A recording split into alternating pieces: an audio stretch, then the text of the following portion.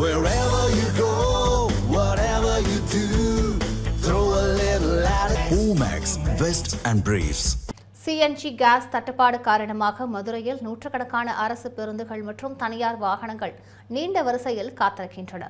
இது தொடர்பான கூடுதல் தகவல்களை வழங்குவதற்காக நேரலையில் இணைகிறார் செய்தியாளர் நாகேந்திரன். இது தொடர்பாக அங்க இருக்கக்கூடிய வாகன ஓட்டிகள் என்ன சொல்றாங்க, இந்த தட்டுப்பாடு எப்போது நிவர்த்தியாகும், விவரங்களை பதிவு பண்ணுங்க.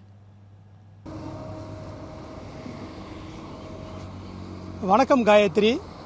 மதுரையில் தற்போது நாம் இருக்கக்கூடிய பகுதி எதுவென்று பார்த்தோம் என்றால் மதுரை திருச்சி அந்த 4 வழிச்சாலையில் கொடிக்குளம் பகுதியில் தான் நாம் நின்று கொண்டிருக்கிறோம். இந்த பகுதியில் நமது ஒளிப்பதிவாளர் நவீன்குமார் காட்டிக் கொண்டிருக்கிறார். இந்த 4 வழிச்சாலை ஓரமாக பார்த்தோம் என்றால் 2 அடுக்குகளாக அரசு மற்றும் தனியார் மற்றும் வாடகை வாகனங்கள் அதிக அளவில் அணிவகுத்து நிற்கக்கூடிய அந்த காட்சிகளை நம்மால் பார்க்கக்கூடிய இதை நேரடியாக பார்த்து வருகிறோம். இந்த வாகனங்கள் என்ன காரணத்திற்காக நீண்ட வரிசையில் காத்துக் கொண்டிருக்கிறது என்று பார்த்தோம் என்றால் சிஎன்ஜி தட்டுப்பாடு காரணமாகத்தான் இந்த வாகனங்கள் அணிவகுத்து காத்துக் கொண்டிருக்கக்கூடிய அந்த காட்சிகளை பார்க்கப்பட்டு வருகிறது. காலை முதல் சுமார் 3 மணி நேரத்தில் இருந்து 5 மணி நேரம் வரை இந்த சிஎன்ஜி நிரப்புவதற்காக இந்த வாகன ஓட்டிகள், வாடகை வாகனங்கள் ஓட்டுபவர்கள், அதே போன்று தனியார் வாகனங்கள் இயக்குபவர்கள், அதே போன்று அரசு பேருந்துகள் அதிக அளவில் இங்கே நிற்கக்கூடிய காட்சிகளையும் பார்த்து வருகிறோம். இந்த நாம் நிற்கக்கூடிய அந்த கொடிக்குளம் அந்த இந்தியன் ஆயிலினுடைய மெயின் சிஎன்ஜி குடோனில் பார்த்தோம் என்றால் 80க்கும் மேற்பட்ட அரசு பேருந்துகள் தினசரி அந்த சிஎன்ஜி நிரப்புவதற்காக வருகிறார்கள்.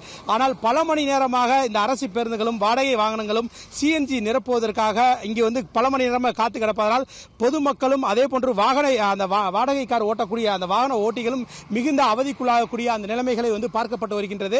இந்த நிலையில் வாகன ஓட்டிகள் நம்மிடமே இருக்கிறாங்க, அவடமே கேட்கலாம். சார், இப்ப என்ன காரணம் 4 வழிச்சாலையில் இவ்வளவு வாகனங்கள் அணிவகுத்து நிக்கிறீங்க, என்ன காரணத்தால இப்ப இவ்வளவு வண்டிகள் நிக்குது, எவ்வளவு நேரமா காத்து கிடக்குறீங்க, இதனால நீங்க என்னென்ன மாதிரியான பாதிப்புகளை சந்திக்கிறீங்க? நான் கிட்டத்தட்ட இங்க 6 மணி நேரம் ஆச்சு. காலையில் கிட்டத்தட்ட ஒரு 6 மணிக்கு நான் வந்தேன். மணி 1 ஆச்சு. மதுரைக்குள்ளே எங்கேயுமே சிஎன்ஜி இல்லை. சிட்டிக்குள்ளே பார்த்தீங்கன்னா மொத்தமே 3 பல்க்கு தான் இருக்குது. இப்போ என் ஏரியாவில் நான் இங்கே வரணும்னா 20 கிலோமீட்டர் நான் இங்கே நான் சிஎன்ஜி போட வேண்டியிருக்கு. எங்கேயுமே சிஎன்ஜி இல்லை. ஃபோன் பண்ணால் ரெஸ்பான்ஸ் பண்ண மாட்டேன்றாங்க. எப்போ கேட்டாலும் ஸ்டாக் இல்லைன்றாங்க. நிறையா பல்கில் போனால் பம்பு பிரச்சனைன்னு சொல்லி அவாய்ட் பண்ணுறாங்க. இவங்களுக்கு பெட்ரோலோட சிஎன்ஜியில் மார்ஜின் கம்மியாக இருக்கிறனால நிறையா பல்கில் சிஎன்ஜி அவாய்ட் பண்ண மாட்டாங்க, போட மாட்டேன்றாங்க.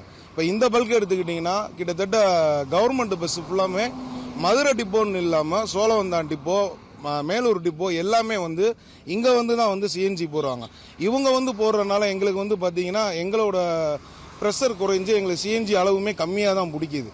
இப்போ இன்றைக்கி ரேட்டுக்கு பார்த்தீங்கன்னா சிஎன்ஜி 2 ரூபா எங்களுக்கு ஏற்றிருக்காங்க. இதில் எங்களுக்கு ரொம்ப இன்றைக்கி வருமானம் போய் காசையும் போட்டு நாங்கள் தெருவில் தான் இப்போ நடுத்தருவில் தான் நின்றுக்கிட்டு இருக்கோம். கிட்டத்தட்ட 6 மணி நேரம் ஆச்சு. நாங்கள் 3 பல்க்குக்கு போயிட்டு வந்துட்டேன். நான் என்னோட வீடு இங்கே இருக்கிறதுக்கு 20 கிலோமீட்டர் இருக்கு. ஆனால் 3 கிலோமீட்டர் கிட்டத்தட்ட 50 கிலோமீட்டர் நான் சுற்றி இருக்கேன் இந்த சிஎன்ஜி போகிறதுக்கு. இப்போ மணி 1:30 ஆச்சு. இப்போ எனக்கு இன்னைக்கு வருமானம் பாதி வருமானம் போயிருச்சு எனக்கு. இதுக்கு கவர்மெண்ட் சிஎன்ஜி பல்க்கு மதுரை மாவட்டத்துக்குள்ள நிறைய எக்ஸ்டெண்ட் பண்ணணும்னு சொல்லி கேட்டுக்கிறோம். குறிப்பா அதிக அளவில் இப்ப சிஎன்ஜி வரக்கூடிய வாகனங்கள் எல்லாமே சிஎன்ஜி என்ற மாதிரி சொல்லப்படுது. அதனால ஆனா இப்ப போதுமான அந்த சிஎன்ஜி பல்குகள் இல்லாதனாலதான் இந்த தட்டுப்பாடுக்கான காரணமா வேற என்ன சொல்லப்படுது? இந்த வாகனங்களை பல மணி நேரமா காத்துக்கிறதுனால நீங்க உங்க குடும்பத்துல என்ன மாதிரியான வாழ்வாதார பாதிப்பு எல்லாம் வருது? அதாவதுண்ணே, இப்போ நிறைய வண்டி இப்போ புதுசாக வர வண்டி பூராமே சிஎன்ஜி வண்டியாக தான் போகிறனால பஸ்ஸில் இருந்து காரு, ஆட்டோ எல்லாமே சிஎன்ஜி வண்டியாக தான் வரும். ஓன் வெஹிக்கிள் யூஸ் பண்ணுறோம் சிஎன்ஜி வெஹிக்கிளாக தான். அந்த அளவுக்கு தகுந்த மாதிரி மதுரையில் பார்த்தீங்கன்னா நிறையா பல்க் இல்லை. பல்க் இருந்திருந்தால் அவங்க எல்லாத்துக்கும் யூஸ்ஃபுல்லாக இருந்திருக்கும். மதுரையில் மொத்தத்துக்கே ஒரு 4 பல்க்கு.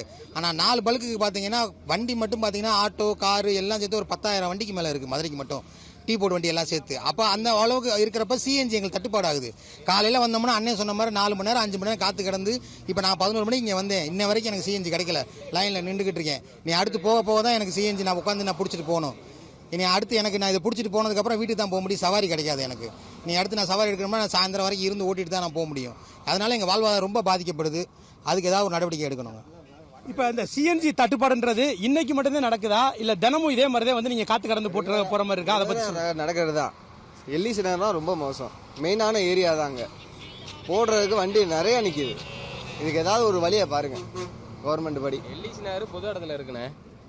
பொது இடத்துல இருந்துமே ஆனால் இப்போ பஸ் ரீசனாக இப்போ 75 பஸ் சிஎன்ஜி பஸ் போட்டாங்க. சிஎன்ஜி பஸ் போட்டதுலேருந்து என்ன பண்ணுறாங்கன்னா இப்போ கார்களுக்கு ஆட்டோகளுக்கு நாங்கள் சிஎன்ஜி அடிக்க முடியாது, ஒன்லி பஸ்ஸுக்கு மட்டும் தான் எங்களுக்கு அப்ரூவல் வந்திருக்குன்றாங்க. பக்கத்துல சிஎன்ஜி பாலுக்கு பின்னாடியே டிப்போ இருக்கு. அப்படியாப்பட்டவங்க அவங்க என்ன பண்ணணும், டிப்போக்கு பின்னாடி வைக்கணும், டிப்போக்குள்ளேயே வச்சிருக்கணும். பொது இடத்துல வச்சுட்டு நாங்கள் பஸ்ஸுக்கு மட்டும் தான் அடிப்போம்னா அப்புறம் நாங்கள் போனால் எங்க நடுத்தருவில்லையா நிற்கிறது? மொத்தத்துக்கு 5 பல்கு தான் இருக்கு. சிஎன்ஜி பல்கே. மித்தபடி இப்போ இங்கே கொடிக்குளம் கற்பாயூரில் தான் பாயிண்ட் இருக்கு, அங்கேயுமே சரியா தர மாட்டாங்க. அதை நம்பிதான் எங்க பொழப்பே இருக்கு. எங்க நாடா எப்படி சொல்றது, அன்றாட பொழப்பே எங்க இதை நம்பிதான் இருக்கு. நாங்க என்ன பண்றோம்னு எங்களுக்கே தெரியல. இப்போ நான் காலையில எங்கேருந்து வந்திருக்கேன், ஐயர்மங்கலம் வந்து எனக்கு 15 கிலோமீட்டர் இப்போ எம்டி அடிச்சு வந்திருக்கேன். 9 மணிக்கு வந்து என்ன கேஸ் அடிக்கல, இன்னும் 20 வண்டிக்கு பின்னாடி நிற்கிறேன். நான் என்னைக்கு அடிச்சு என்னைக்கு நான் பொழப்ப பார்க்குறது, விடிய ஓட்டினாதே 1000 ரூபாய்க்கு நான் ஓட்ட முடியும். அதுக்கப்புறம் என் குடும்பம் குட்டி இருக்கு. கண்டிப்பாக காயத்ரி, இங்க இருக்கக்கூடிய அந்த வாகன ஓட்டிகள் பேசுன நாமளே இது கேட்டிருந்தோம்.